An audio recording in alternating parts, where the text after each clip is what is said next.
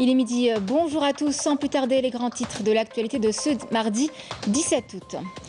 À la une, le président de la République, Abdelmadjid Tebboune, a reçu un appel téléphonique de son frère, le roi d'Arabie Saoudite, Salman Ben Abdelaziz Al Saoud, qui lui a présenté ses sincères condoléances, ainsi qu'au peuple algérien, aux familles des martyrs des feux de forêt.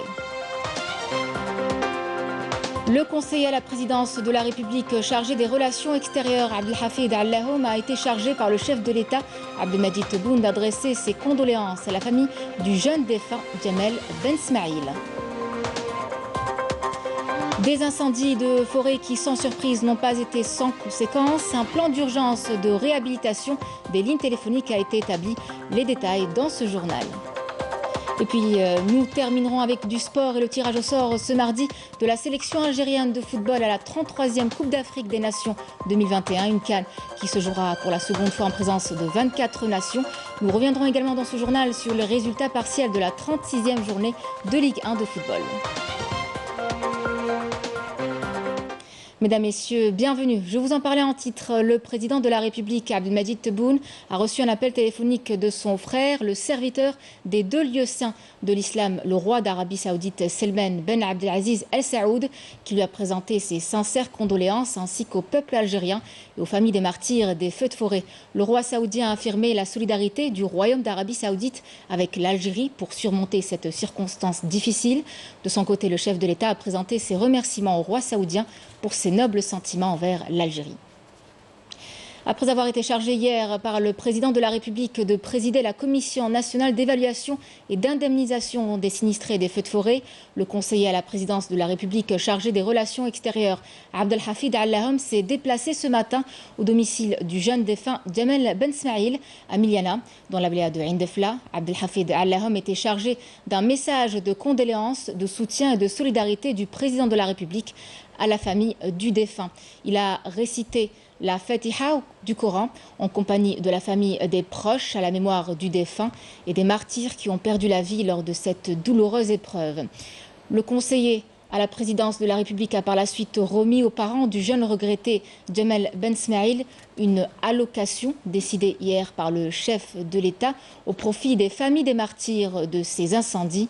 Le président de la Commission nationale d'évaluation et d'indemnisation des sinistrés des feux de forêt a par ailleurs salué le grand esprit de nationalisme dont ont fait preuve les habitants de la ville de Miliana, appelant à l'unité nationale pour ainsi faire face à toute tentative visant l'intégrité du peuple et du pays. On écoute sa déclaration. ننقل تعازي السيد رئيس الجمهورية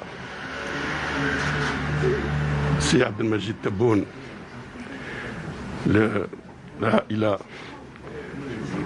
في هذه الظروف.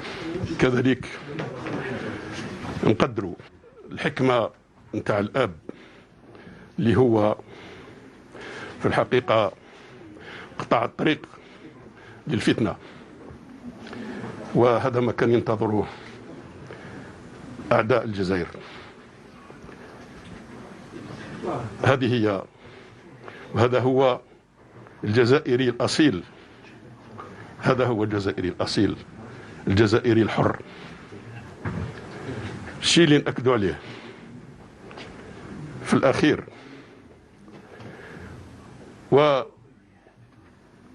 نقولوا باللي لازم الجزائر تلم شملها، الوحدة الوطنية والثم الوحدة الوطنية،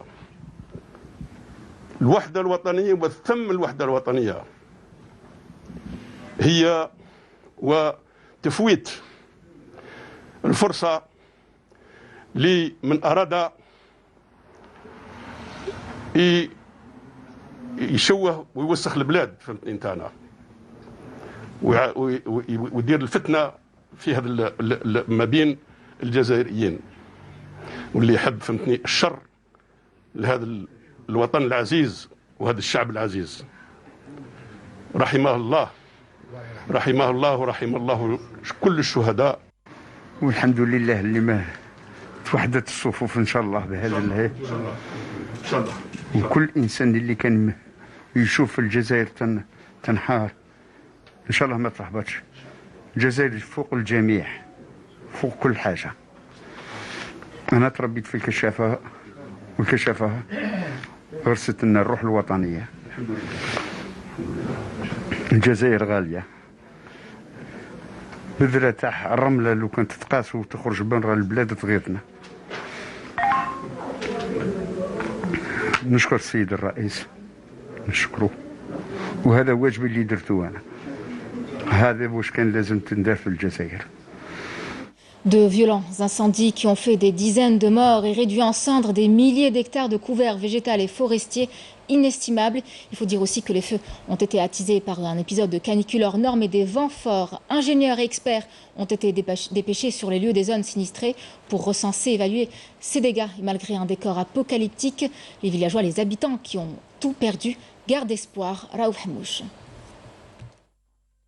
Après que la majorité des flammes enregistrées dans la wilaya de Béjaïa aient été maîtrisées, l'heure est à l'évaluation des dégâts causés par la série d'incendies ayant ravagé la région. Ingénieurs et experts ont été dépêchés sur place afin d'établir un premier constat.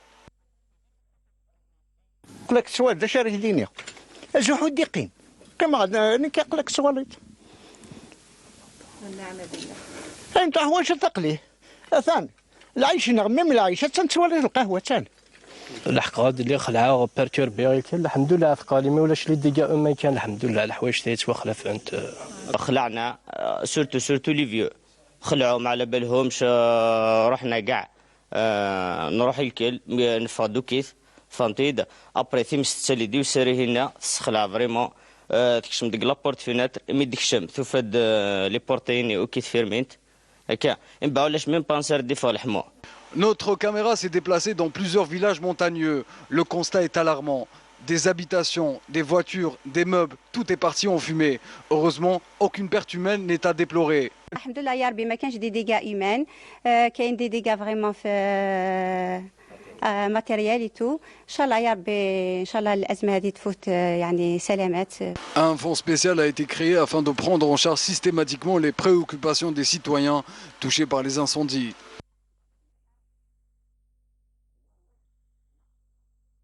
Depuis le déclenchement de ces incendies de forêt, les opérations d'extinction se poursuivent. Les éléments de la protection civile ne ménagent aucun effort et continuent toujours de lutter contre les feux à Tizi Ouzou au péril de leur vie. D'ailleurs, d'importants moyens humains et matériels sont déployés sur le terrain. Emel Bouarba. Cela fait une semaine que les éléments de la protection civile sont sur le pied de guerre pour éteindre les feux de forêt qui ont ravagé plusieurs wilayas du pays. À Tizi Ouzou, théâtre d'incendies meurtriers, des efforts colossaux sont déployés avec la mobilisation des colonnes mobiles et les camions ravitailleurs en eau et soutenus par des hélicoptères du groupement aérien de la protection civile.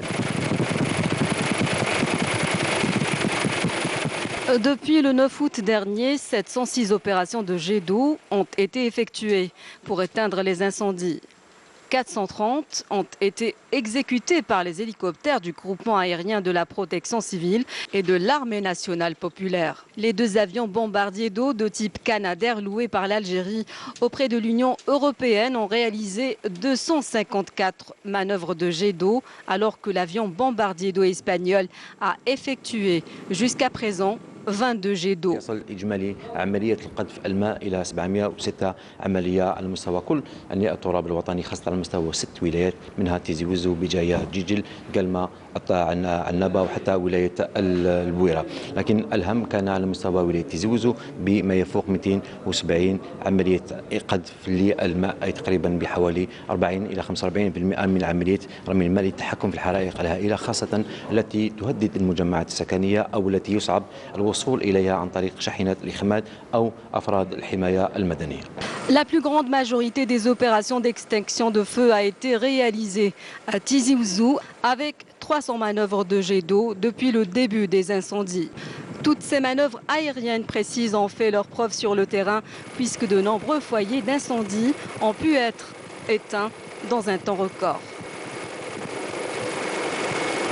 يتم تحديد عمل المروحية عن طريق مركز القيادة العملي حسب أهمية الحريق، بداية بتحديد الموقع الجغرافي للحريق، طبعا بالتحديد وبالضبط حتى يتمكن من المروحية التوجه مباشرة، ثم تحديد الموقع التزويد بالمياه، ثم التوجه إلى مكان إخماد الحريق مباشرة حسب أهمية الحريق، حسب موقد النار الذي يكون مستعد. كان هناك عدة مواقد يتم إعطاء أولويات للمواقد، إذا كان كبير يعطي الأولوية للكبير ثم واحدة تلو الآخر. Sur le terrain, les soldats du feu continuent leur combat, luttant inlassablement contre les flammes jusqu'à l'extinction totale des foyers d'incendie.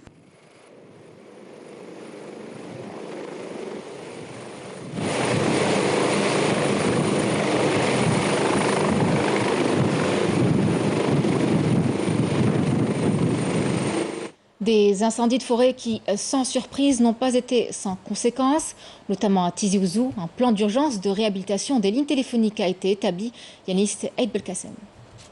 Après les terribles incendies qui ont causé des dégâts importants dans les infrastructures, les lignes électriques et téléphoniques dans la wilaya de Tizi Ouzou, des équipes techniques d'Algérie Télécom ont été promptement dépêchées sur les lieux en vue de procéder au rétablissement de tous les câbles. Pour Algérie Télécom et le réseau, aussi on tient à les remercier parce que les équipes ils sont tout le temps sur le terrain, on les voit chaque jour. Même si tout le réseau, mais ils sont en train de travailler dessus et Le plan d'urgence a été activé dans la wilaya de Tizi Ouzou. Nous avons mis à disposition 8 centres tractables, 2 d'Algérie Télécom, 3 centres de Lido et 3 autres de mobilistes dans les communes qui ont été le plus touchées.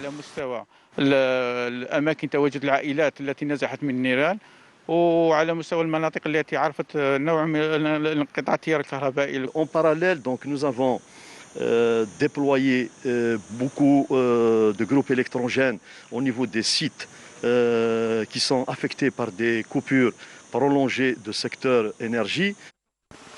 De son côté, Algérie Poste a mis en place des bureaux de poste mobiles.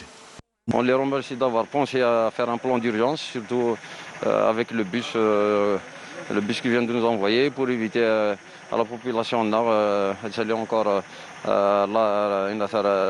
les bureaux de poste à travers la DERA, tout en sachant qu'avec la crise de liquidité et tout, donc c'est une bouée de sauvetage. Nous avons lancé un plan d'urgence et mis à disposition 6 bureaux itinérants pour les communes qui ont été touchées par les incendies et ce en collaboration avec Algérie Télécom.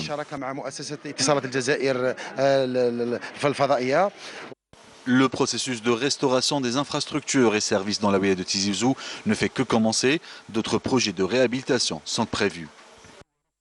Santé, à présent, le dernier bilan des contaminations au Covid-19 en Algérie fait état d'une légère hausse comparée au précédent. Le ministère de la Santé a recensé 710 nouveaux cas confirmés, 635 décès et 36 décès en l'espace de 24 heures. Une situation qui exige de tout citoyen vigilance et respect des mesures barrières malgré la vaccination.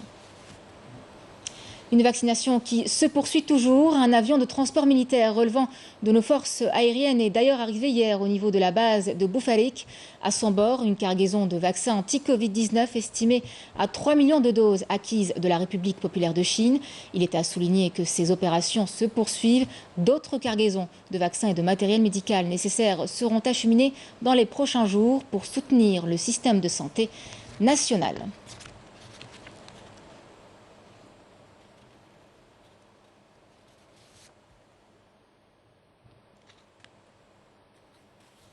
Et pour faire face à l'afflux des patients Covid-19, certains établissements hospitaliers s'adaptent, comme c'est le cas de cette clinique initialement spécialisée dans la rééducation fonctionnelle au niveau de la commune de Ouled, Moussa Aboumerdes. Depuis une vingtaine de jours, cette nouvelle unité Covid prend en charge gratuitement les patients et travaille en coordination avec l'hôpital de Tniya. Reportage Badea Amarni. C'est la première clinique privée en Algérie qui a répondu favorablement à l'appel des autorités sanitaires du pays pour participer à l'effort national de lutte contre la pandémie du coronavirus, notamment après l'apparition du variant Delta connu pour sa propagation rapide. Comme vous le savez, donc, la situation actuelle de la Covid-19, on a été sollicité pour éventuellement pour aider pour aider les gens qui ont nécessité dans le cadre de la Covid-19. Donc on a mis ce centre à la disposition du ministère de la Santé. Donc on reçoit les patients directement de l'hôpital de Tinia. C'est des patients qui ont été déjà traités, hospitalisés au niveau de Tinia. Donc pour terminer, pour continuer leur traitement, donc ils sont transférés ici chez nous, donc à l'hôpital au centre Cassel Santé. Actuellement, le transfert du centre a été réalisé en 72 heures. Le patient ne paye rien. C'est gratuitement, c'est un geste gratuitement. Ce geste a été déclaré par M. Kassel Mohamed, c'est le PDG de la SAR. Donc c'est lui qui a pris l'initiative de ne rien payer pour le patient. C'est du bénévolat médical et paramédical. On a la capacité de 80 lits sur 4 étages. Normalement, on peut être coordonné avec 4 hôpitaux. Mais c'est le seul hôpital Tinia qui a accepté la coordination avec nous. Il faut un billet de salle de Tinia.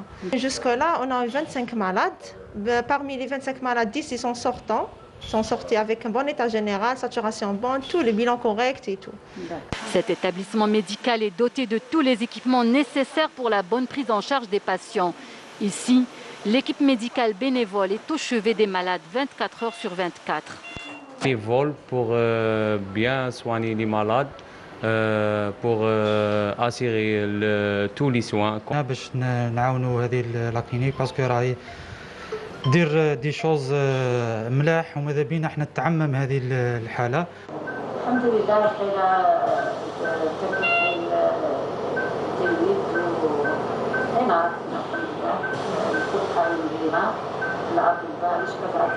On remercie cette initiative et l'encourager. C'est une action de citoyenneté 100% pure. D'autant plus que c'est une aide gratuite, donc citoyenne et responsable aussi.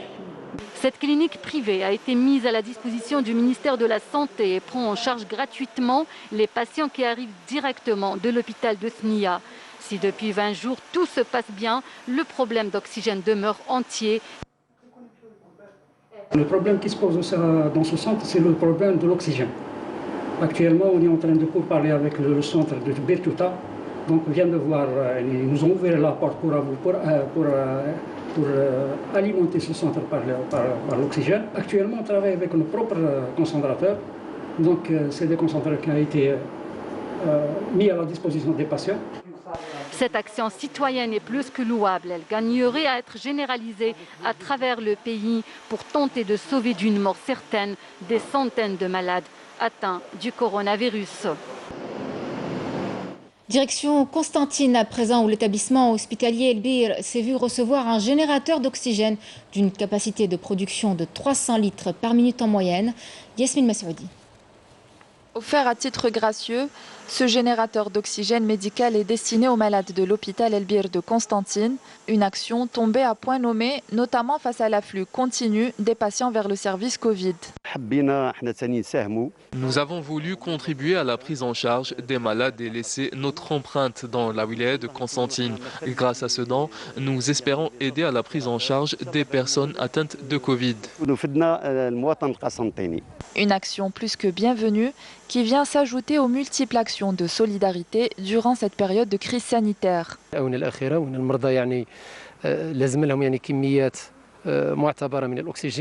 Beaucoup de patients hospitalisés ont besoin de grandes quantités d'oxygène, que cela soit au sein de l'hôpital d'El Bir ou des autres hôpitaux de Constantine. Ce générateur est d'une capacité de 18 mètres cubes qui produit en moyenne 300 litres d'oxygène par minute.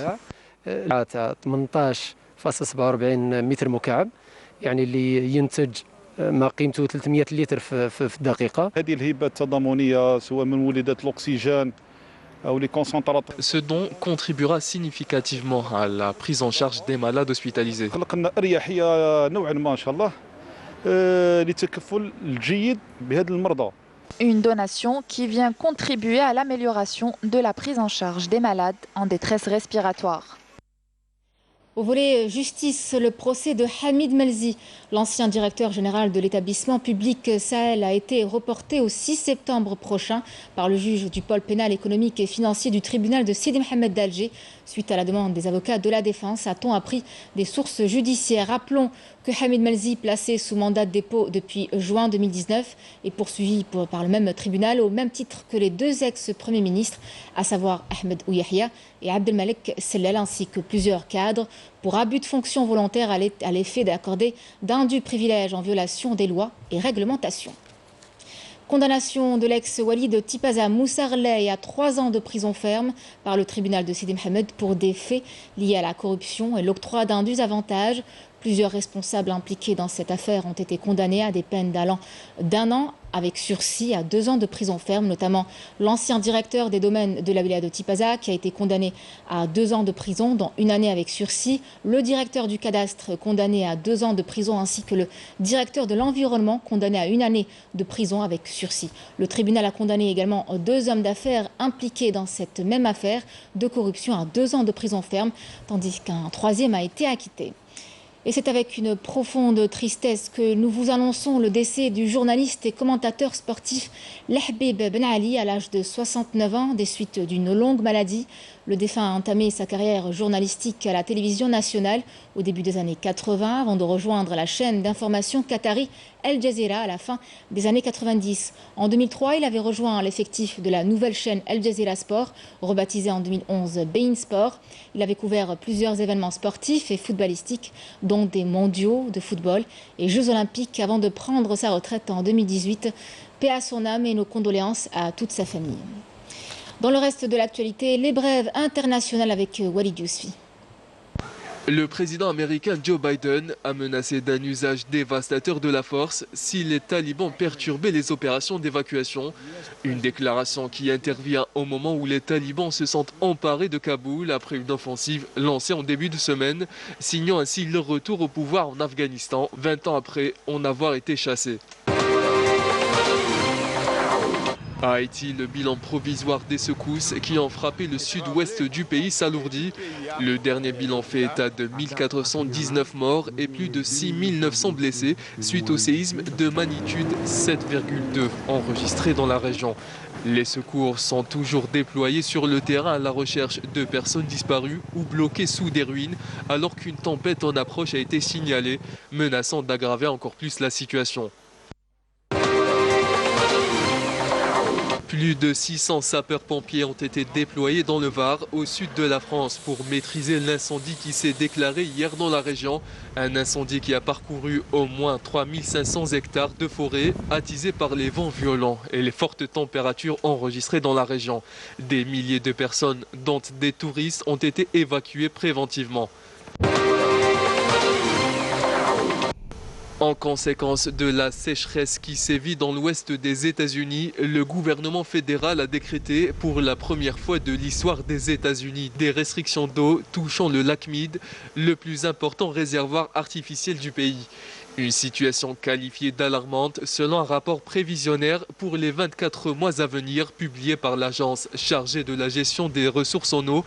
D'ici la fin de l'année, le lac Mead aura atteint son niveau le plus bas depuis sa création dans les années 30.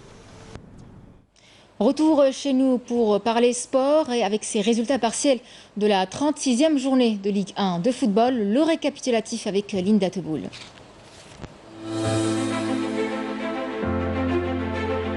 Le CRB Louisdad n'a pas raté l'occasion de franchir un grand pas vers la conservation de son titre de champion en battant le MC Alger sur un score de 2-1. Une précieuse victoire dans la course au titre et un écart provisoire de 8 points. Une défaite ou un match nul du Dauphin l'ES Sétif mercredi à Tizi Ouzou face à la JS Kabylie permettrait au CRB de décrocher le 8e titre de l'histoire du club. À l'est du pays, le MC Oran a confirmé son réveil en allant battre le Cap Borj Barerej de 2-0, parvenant à conforter sa 5e place au classement. Dans le bas du tableau, le RC Relizane a assuré pratiquement son maintien grâce à son succès décroché à la maison face au CS Constantine de 2-1. Rien ne va plus chez le CS Constantine qui concède son 2e revers de suite. Le Nasr Hosindai a réalisé une belle opération dans la course pour le maintien en décrochant une précieuse victoire chez le Parado, 3-2. Il s'agit de la 2e victoire de rang pour le Nasseria après celle à domicile face au CS Constantine. À l'instar du NED, l'AS Chlef et l'US Biskra ont réalisé une victoire importante pour le maintien en s'imposant respectivement devant l'USM Alger et l'AS Ain Mlila sur un score de 1-0. Une minute de silence a été observée avant le coup d'envoi des rencontres en guise d'hommage aux victimes des incendies qui se sont déclarés à travers les différentes régions du pays. Cette 36e journée se poursuivra mercredi avec 4 matchs au programme. Wydad Tilimsan JS Saoura, GSM Skikda NC Magra, JS Kabylie ES Sétif et ESM Blabbès Olympique Médéa. À savoir également à noter que la sélection algérienne de football sera fixée ce mardi sur ses adversaires à la 33e Coupe d'Afrique des Nations qui se déroulera au Cameroun du 9 janvier au 6 février 2022 à l'occasion du tirage au sort de la phase finale prévue à Yaoundé, 19h heure algérienne. Une CAN qui se jouera pour la seconde fois en présence de 24 nations, dont deux novices, les Comores et la Gambie, qualifiées pour la première fois de son histoire. Voilà qui referme les pages de cette édition. Merci à vous de l'avoir suivi. Tout de suite, ce sont les nouvelles du temps avec Kamel Haribi. Très belle journée à vous avec la suite de nos programmes.